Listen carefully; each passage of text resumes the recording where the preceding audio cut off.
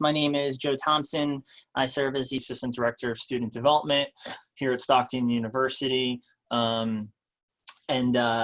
A lot of the work that I do kind of crosses over with social justice work. It is a passion of mine. We've been having lots of different conversations over the past couple of weeks regarding what's going on in our world.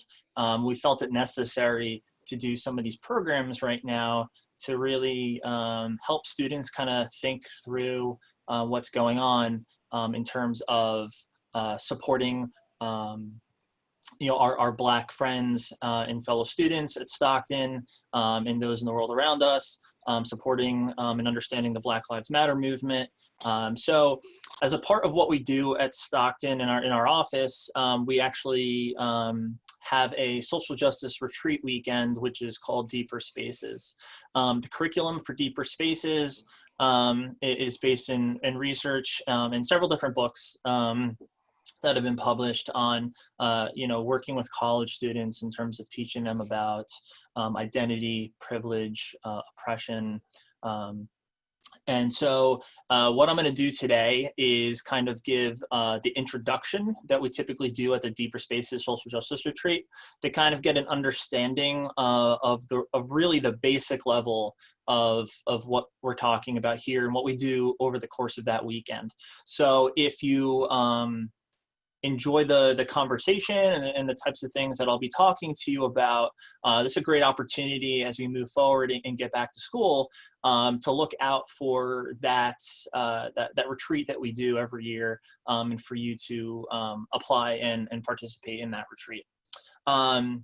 So this video is being recorded, so hopefully if you're either watching this live right now or you are catching this at another time, just as to share, throw this out there so everyone knows, Office of Student Development is actually building a YouTube channel right now, which will include a lot of these videos, recordings, and we're going to be creating different,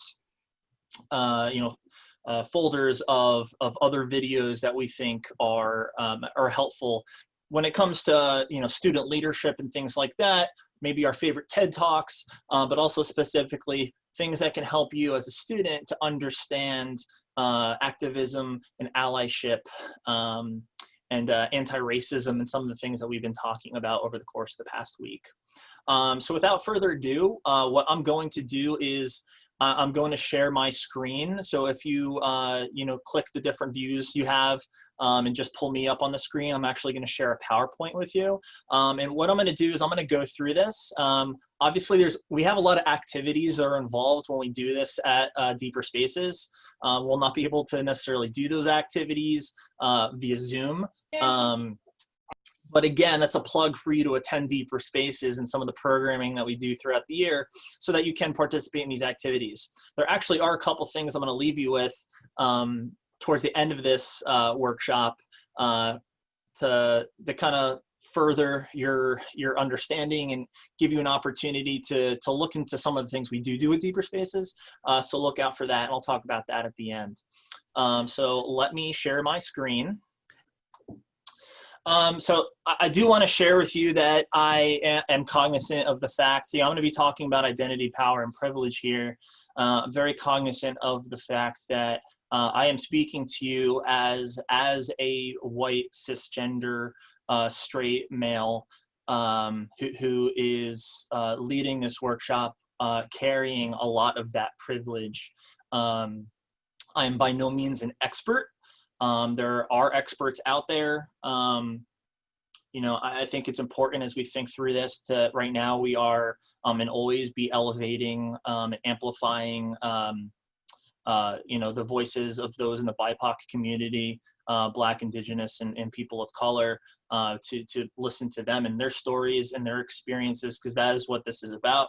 So as I talk today about identity, power, and privilege, we are focusing a little bit more primarily, I might be mentioning things about the Black Lives Matter movement and kind of thinking about it from that perspective, because that's why we're doing that this week. And I think, it's important to know why we're here right now. Excuse the date that's on here. That's the first date a couple of years ago when we did this program. So I just hadn't changed the date on there. I apologize for that. But without further ado, I want to introduce you to these concepts. So can everybody see the screen all right? Perfect. Okay. I see it. Nice, Joe. Cool. So again, today we're talking about kind of identity, power, and privilege, understanding oppression. These are kind of the concepts that we're talking about here. So it's important that everyone has a basic understanding of two core concepts that are related to privilege and identity. And basically, this will allow everyone to start. It's a starting point, start conversations on the same page and ensure that we have a foundation upon which we're building our knowledge when it comes to these things. So the first core concept that I want to mention is culture, right? And culture defined for our purposes as an integrated pattern of human knowledge, belief, and behavior that depends upon the capacity for learning and transmitting knowledge to succeeding generations, okay? It is a set of shared attitudes, values, goals, and practices that characterize a group of individuals or an institution or organization, all right? So that's the concept of culture, which we're speaking about today. The second core concept is identity, which is distinguishing characteristics, the condition of being the same with something described or asserted, right? So I want you to think about this. All of us are part of some culture. We are part of an American culture. We also might be bringing with us a culture of our heritage and ancestry to the table, all right? And that is related to our identity in some capacity, because and that's what we're really going to be talking about shortly, is these distinguishing characteristics that kind of make us different and unique as people, that should be embraced and celebrated, but is what makes us different as people. So, as we think about this, everybody has multiple identities, all right? And here are some examples that I have for you. Our age is an identity. Our gender is certainly identity. Religion, spirituality. You might be Jewish or Christian or Muslim, right? Those are a part of someone's identity. You might identify as I do, as a man, as a cisgender man. When I say cisgender, for those who don't know what that means, I'm someone who was given at birth. I was given male as my sex, right? And it matches my gender, which is how I see myself as a person, right? So cis and trans are kind of the two ways to denote, right, someone's gender, right? And I like to point out here, today we're focusing on race, but all identities are extremely important to kind of understand these, and celebrating the fact that our differences are a beautiful thing, right? You might also, other identities, socioeconomic status, right? Some of us come from wealthier socioeconomic statuses. Some of us might come from, some of us came from nothing, right? And I think it's important to understand what that means for a person's identity, right? Sexual orientation, all right, is important as well. Race and ethnicity, and that's really what we're going to be talking about, focusing more on today. And these are just 6 different examples of how someone might identify. There are a lot of different ways that someone might identify that make up a person's identity, right? It's not just a couple simple things. It could be a plethora, all right, of somebody's how somebody sees themselves. And the important thing to note here is that one's identity is about how they see themselves. Identity should not be put on another person, right? It's important that we are respecting how that person sees themselves, how that person identifies, okay? So age, gender, religious, spiritual affiliation, sexual orientation, race, ethnicity, socioeconomic status are all identities. Some identities are things that people can see easily, right? Like race or assumed gender, right? So you might see someone who has dark skin and see that they're black, and that's something that's easy for a person to see, okay?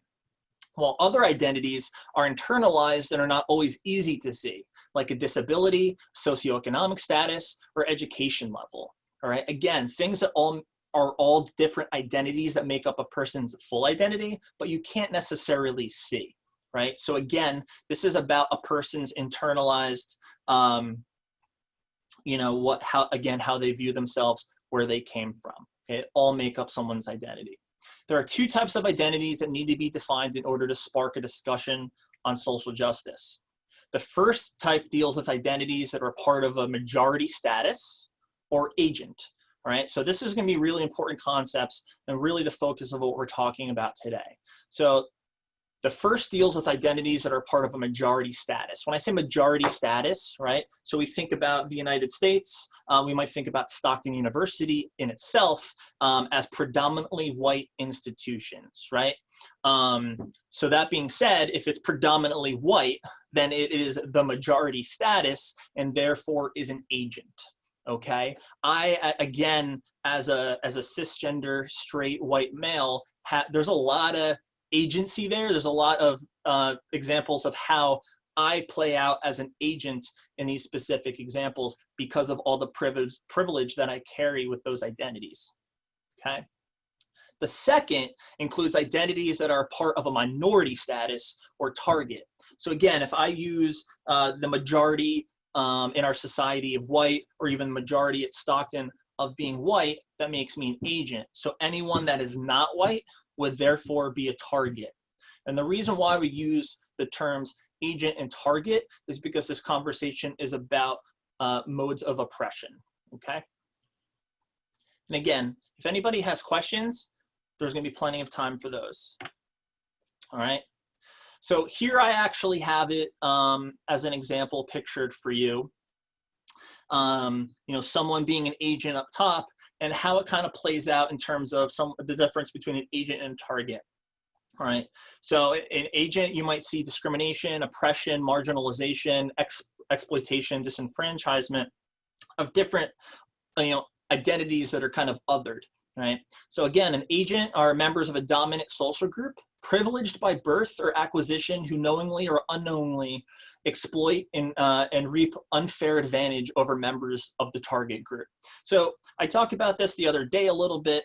It's not so important to, you know, a target doesn't necessarily want to be a target, but it's important to acknowledge the fact that or an agent wants to be an agent, but it's important to acknowledge the fact that the agent has those privileges, period, right?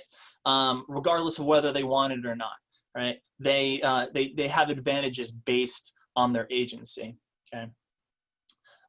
Targets are members of a social identity group who are discriminated against, marginalized, disenfranchised, oppressed, exploited by an oppressor in an oppressor system of institutions without identity apart from the target group and compartmentalized into defined roles, right? So, as an example, again, I, being a white, cisgender, straight male, have privilege by virtue of those attributes that were chosen for me, right? Obviously, I was born this way, right? I was born as a white man. I can't control that, right? But what I can control is understanding the privilege that comes with that and using that for good, to not discriminate, oppress, marginalize, exploit, or disenfranchise other people that aren't white men, to understand the privilege that I have and to use it to try to systematically dismantle that privilege around me and make sure that I'm not a part of the problem, right? So it's not something to be guilty about if you're actively using it for the good of people, right? So I may not personally make a decision to discriminate against someone, but I certainly have advantages over people because of discriminatory and systematic practices. So hopefully that makes sense to you, something to think about. On the other hand, I understand that someone who might be Black, Latino, gay, transgender, an immigrant, a woman, represent identity groups that are marginalized, oppressed, and exploited, okay?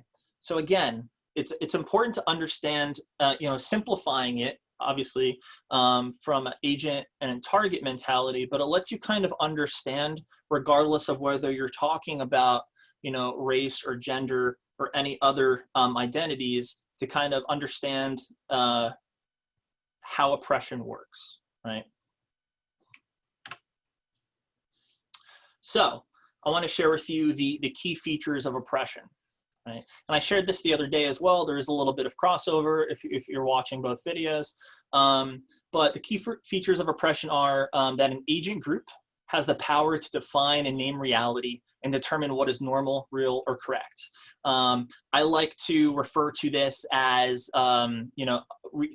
academics will call this whiteness, okay? In our society, because white people in American society are the agent group, are the majority. We as a white people in our society, in our history, have defined what is considered normal, what is the correct way of doing things, right?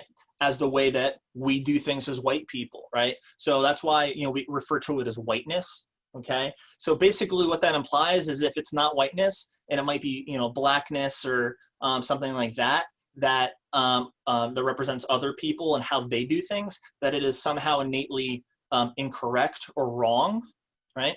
So if you understand that concept, you can kind of understand how this idea of what is considered normal or correct in our society is really reflective of anti-blackness or anti-gayness or any kind of anti-minority marginalized population, right? We've kind of normalized what is considered the right way of doing things the correct way, right? And it really, marginalizes these people that are not white, that are not straight, right? So important concept to think about. Number two is differential and unequal treatment is institutionalized and systematic, right? We can talk about the school to prison pipeline and these different ways that, when a large group of agent people, right, this agent group kind of normalize something as the right way or correct, we create these systems, whether they're laws, procedures, policies, or just the way that we perceive of how you do things. We kind of institutionalize these and make them systematic in our culture, which again is reflective of this anti-blackness or this anti-LGBT attitude of what is considered right or wrong. Psychological colonization of the target group occurs through socializing the oppressed to internalize their oppressed condition.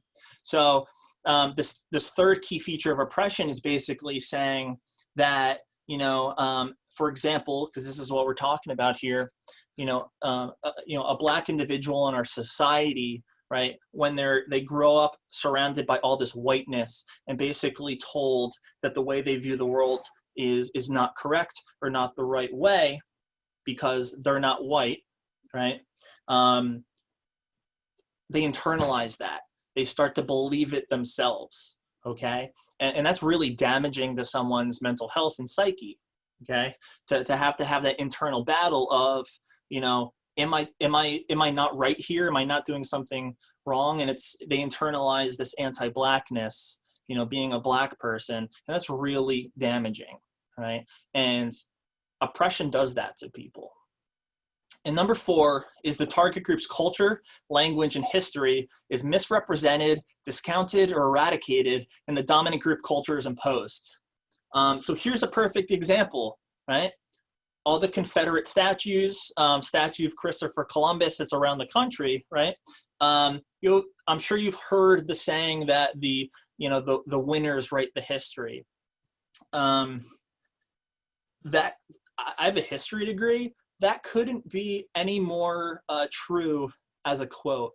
And I say that because, obviously there's always two sides of the story. But you think of something like Columbus, and Columbus came here and you know, we hear, you know, if you've read firsthand accounts of, you know, Columbus's diaries and things like that, something that I read in college, you read about how harshly that Native population was treated, rape and murder, and basically the wiping out of Native American culture, all right, by American colonialism, okay, and European colonialism in the case of Christopher Columbus. So here we have this complete eradication and a dominant group culture basically being imposed. And the fact that someone like Christopher Columbus or slave owners in America or Confederate generals, who, by the way, were enemies of the United States, and that's what the Civil War was over, right? Have statues erected for them, have holidays named after them, have streets named after them. They are reflective of this whiteness of this agent group dominating and defining what is reality, what is normal, what is correct, right? And imposing that culture upon people, even though it might not be actually right, right? So again, another key feature of oppression. And you can see it broken down here. How, so oppression basically, or, you know, the isms, right? We can talk about racism, sexism, homophobia, right? Happens at all levels. Yeah, it's reinforced by societal norms, institutional biases, interpersonal interactions, individual beliefs, right? So from an individual belief standpoint, it's internal feelings, beliefs, values, you know, about other people.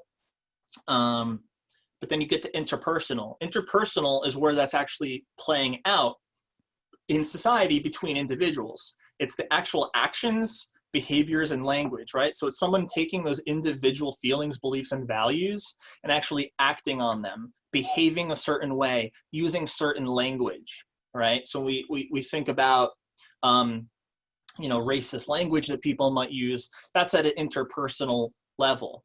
So those are the first kind of two levels that we probably think about more often than not. Institutional level, though, we really get into the legal system, the education system, public policy, housing, hiring practices, how the media portrays certain people, right? This is more institutional across the country. And that's where we really talk about the school to prison pipeline. We talk about the fact that Black Americans in our society are less likely to be given a loan at a bank by white bankers, or at least a white system of banking, okay? So again, these systematic, more institutional, higher level systems of how we oppress people in this country. Societal and cultural, right? So those are the last one. And this is basically, again, this goes back to what I was saying before about the collective ideas about what is right, okay? With the oppressive group, kind of defining and naming reality, determining what is normal or correct. Okay, it's this concept of whiteness in our culture, societal or cultural. Okay. Here's an important concept to remember, though, when we think about this. Most individuals are both a target and an agent of oppression. All right, and I bring this up as an important concept because we have to also think about internalized subordination, internalized domination, because these internalized factors, individuals have unearned privilege. So it's not to say that someone is entirely a target and somebody's entirely an agent. Anyone can be both in some circumstance, all right? You think about colorism in the Black community, all right? There are individuals who you might think that people are too dark or too light-skinned. This person's not Black enough, all right? So these things still happen within every culture, and it's important to think about it from that perspective as well, all right? So it's important to understand that everyone experiences being a target or agent at some point in their lives. This is not to say that some target statuses are more salient. For example, people can see that that I might be a woman or a Black woman before they even speak with me, right? Again, we talked before about identities, and some are kind of, more obvious than some. And others might be easier to conceal. For example, if I were gay, you wouldn't necessarily know that, okay? But each creates a burden on the individual, and each has its own set of challenges to overcome.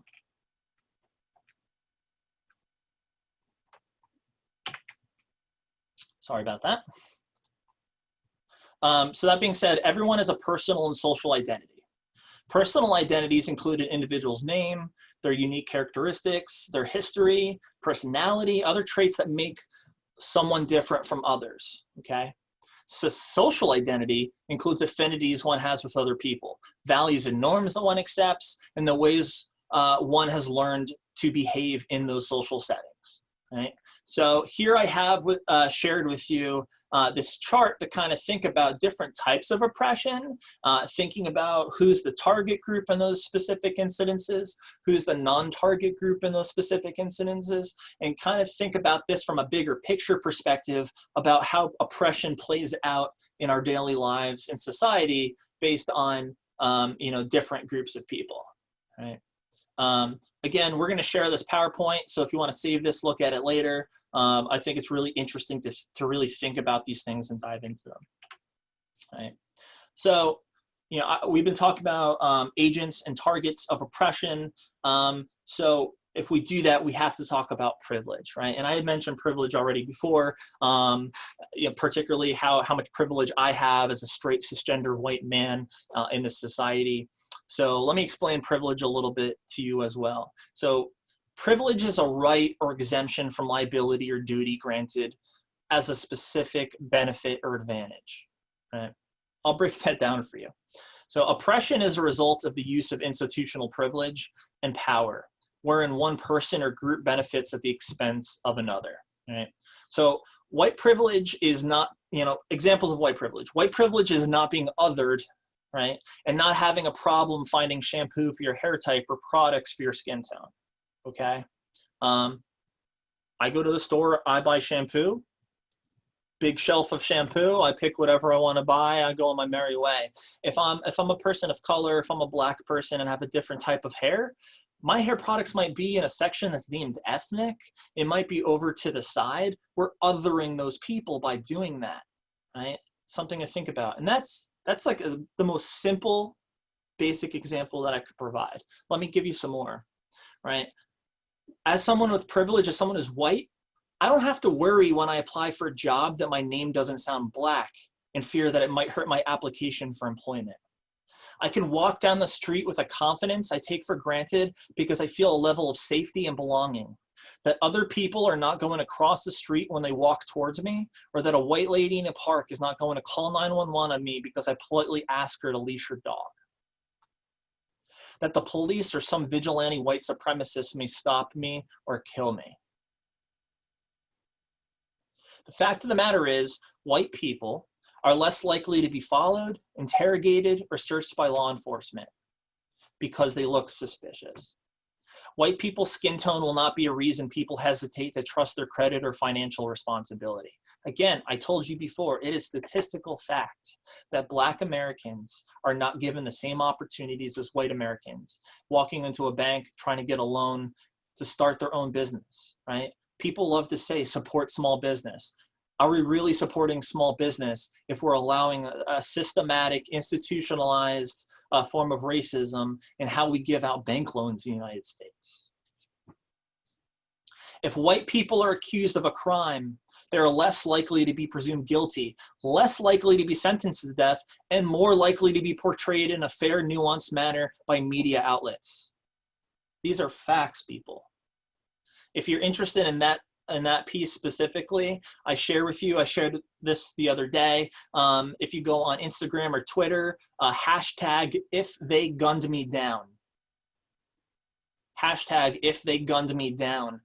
This is a campaign. You will see stories from people that shared, when they were, things that they've gone through in their lives, getting pulled over simply because they were Black, because they were told that they looked like a suspect, right?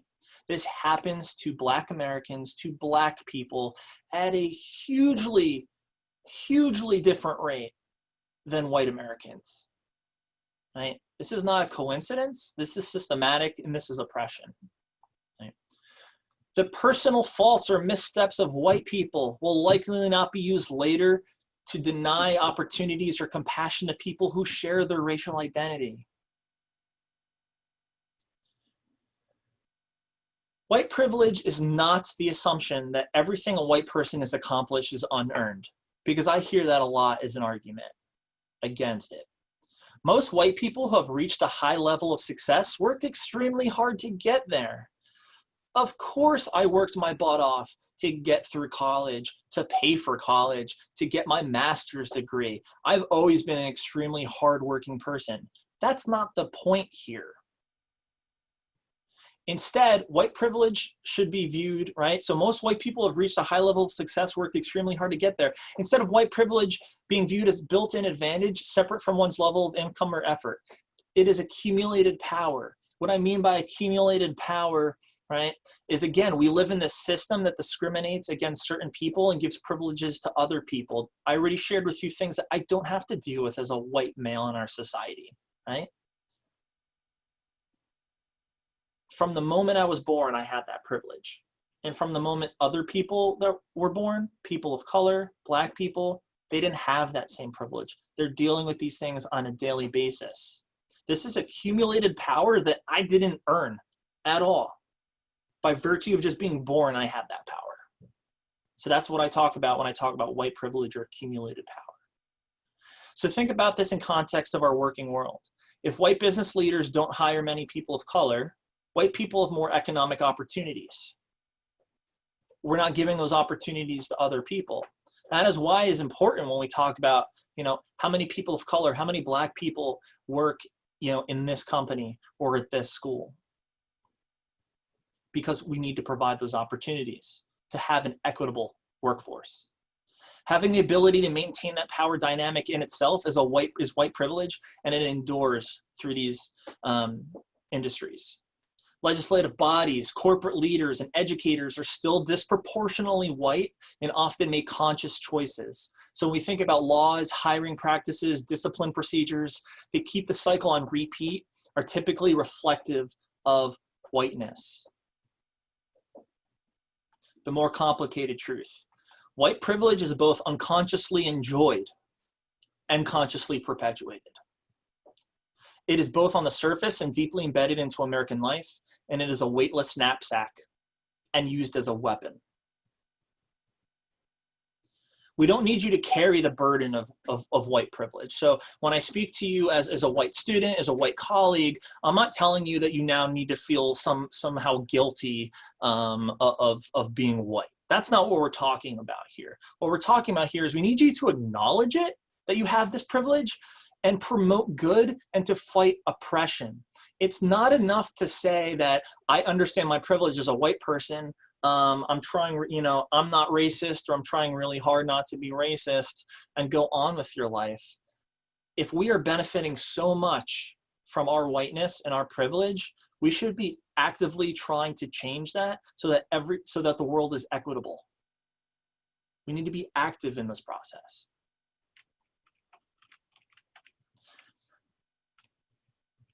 I share these photos as examples, right? These are comics that were different places online I found, right? So here we have an example of religious privilege.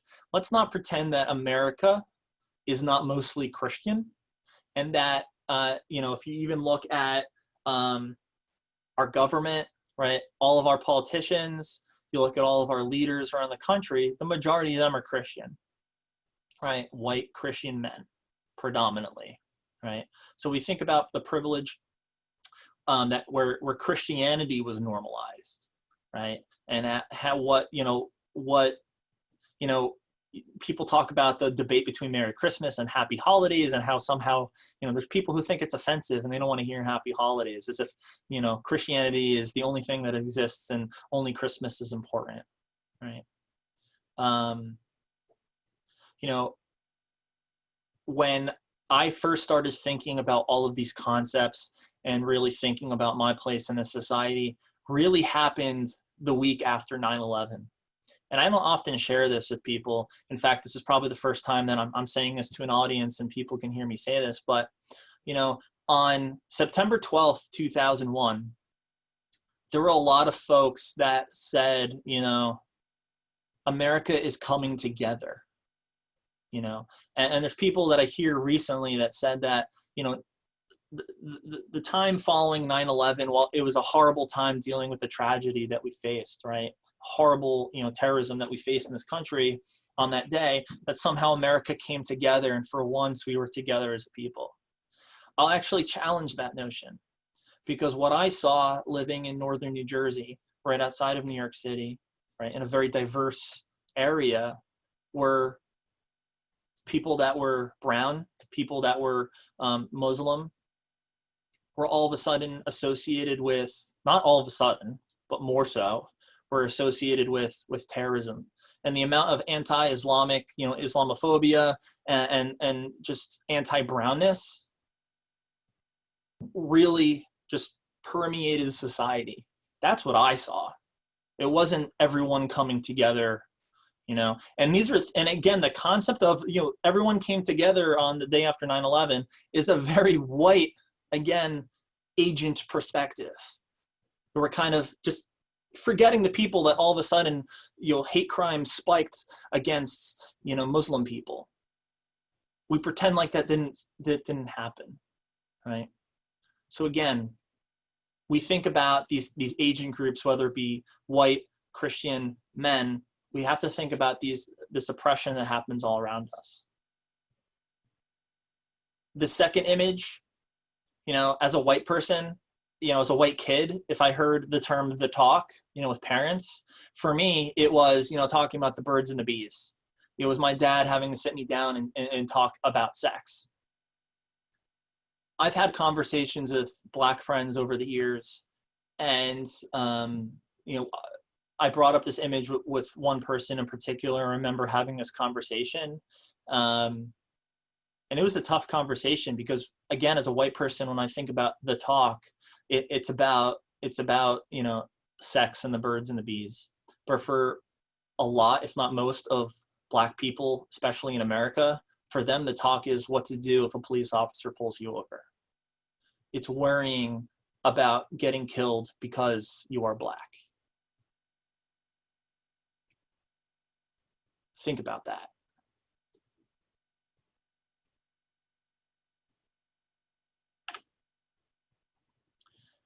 I shared this tweet the other day in my other program because I think it perfectly illustrates, you know, what we're talking about right now. And it's in regards to George Floyd, rest in peace. So this individual, this white male, tweeted out, "George Floyd and I were both arrested for allegedly spending a counterfeit $20 bill. For George Floyd, a man my age with 2 kids, it was a death sentence.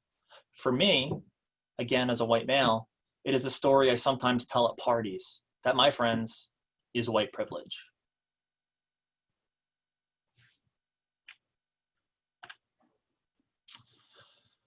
So I have some homework for all of you. And it is to read and reflect on an essay that is called "Unpacking the Invisible Knapsack." Right. So the objective of this is to confront entrenched systems of power and privilege and identify common situations when privilege is not acknowledged to the detriment of the disadvantaged and oppressed. Right. So after we finish this program today, I want you to read this essay. And I have here a link. Again, we're going to share this, but, you know, if you want to write it down, it's racialequitytools.org, which has a lot of great resources. If you're a student and you want to bring some things to your student organization and have discussions about this stuff, read this essay today, okay? It's going to include 47 statements. What you're going to do is you're going to check off all of the statements that apply to you. Simple as that. Right? So consider whether or not this would apply should your race be different. All right. So please read this. Do this as a self-activity to reflect on for yourself. And, you know, it's a good starting point as we think about what we can personally do right now. Right. So you didn't think this would include this program would include homework, but I have some homework for you. You know, to please do that. Check this out and do this activity for yourself. So I also wanted to share this, and by the way, this is an activity we do at Deeper Spaces. We do a debrief. We have lots of conversation activities around this. So again, if it's something you want to participate in a group of other people that are trying to learn, engage, great opportunity to participate in Deeper Spaces. Again, this is something else that we do at Deeper Spaces. For a lot of us, if not most of us, we grew up surrounded by white people. Let's be honest, right?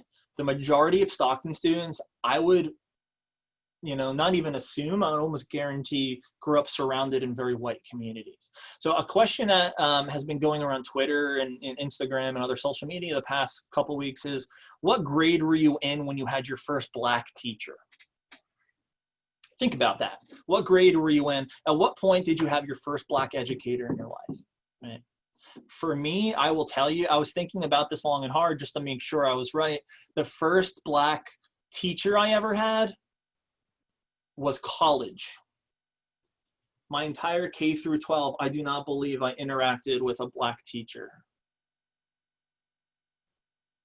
Did I have Black friends who went to my school? Sure. I also had Indian friends, Korean, Chinese friends. I went to a pretty diverse school, still mostly white, but in terms of diversity in America, more reflective of the whole country than other maybe really white areas. Most of my teachers were white, still very white, right? Representation matters. Representation matters. For young people especially, this affects how we see the world, how we see ourselves. When everyone that we, you know, in our community, our leaders in our community, our teachers, our doctors, everyone that we see is white, again, it just perpetuates this idea of whiteness, of white success. And where are all the people of color? Where are all the Black people? I know there are plenty of Black teachers out there, right? Black educators, Black administrators. Representation matters. We need to hire those people into our schools. We, you know, again, we need to see that representation. We watch TV growing up. I grew up in an era where, honestly, again, this might be, you know, help build the person I am today in terms of thinking about this stuff. I did grow up with shows that normalized Blackness that I enjoyed. But again, most shows are still white. Yes, I could grow up and watch shows like Family Matters and The Fresh Prince of Bel-Air, because that's my era when I was a kid. But the majority of people on TV were still white, right? Representation matters, people. So again, something to think about. I give you this chart because I want you to think about this. It kind of helps you reflect on yourself, but then also helps you reflect about the, you know, how you grew up, the people surrounding you, just your dentist and doctor, right? Who your neighbors are. I still live in a very white neighborhood. I didn't do that on purpose, right? But again, even systematically thinking about, when we think about real estate and redlining. If you don't know what redlining is, or gentrification, those are some things that you should look up, read about them, check that out, right? Helps you think about kind of how whiteness has permeated our society and kind of separated people, right? Through oppression. So there's some more homework for you. So again, I said this was going to be an introduction, not going too deep, but I do want to leave you with some things that you can do. I know it's early June. If you're a college student, it's summertime now. You probably do have a job or two working through the summer. Maybe not now, maybe not yet because of the coronavirus. But I do want to leave you with some things that you can do to kind of further your education and thinking about things. Here are 4 books that I think are really good. I heard White Fragility is kind of sold out everywhere, which I love to hear it. I'm glad that book sold out everywhere, but hopefully you can get your hands on it soon so you can read it yourself. Okay, these are 4 great books that you can check out. I also want to point you in the direction of, I'm sure that 99.9% of you watching this have a Netflix account or at least have access to one. Netflix did something great this past week, and they actually made a featured collection for Black Lives Matter. Right. I also think I saw this on Amazon Prime and other different streaming services that are putting out material there. Make sure if you're going to choose books or films or TV to further your education on this topic, you're picking the right ones. I know that the film The Help was trending this week, and I think it was like almost #1 on Netflix. That is not the greatest portrayal of what we're talking about here. I want you to seek out Black authors, Black filmmakers that are telling their own stories. This is about elevating, again, the voices and amplifying the voices of Black people right now. So if you're going to do some reading, you're going to do some watching, make sure you're thinking critically about what you're actually doing. Okay, so I just kind of want to leave you with that, and then we can go into some Q&A and discussion right now if you'd like. So that is the end of my presentation, and I'll come right back up on the screen. Hey, Joe, I just want to tell everybody that the Unpacking Your Invisible Knapsack PDF is in the chat. So if anybody just wants to go ahead and download that, you can. And I will, again, just say if you want to ask something that you're a little concerned about connecting to your name, we are going to stop the recording now. And if you want to private message me any kind of question, I will bring it up and not say who did it. So with that, we'll stop the recording and open up the microphones. Cool. Thank you, Jeff.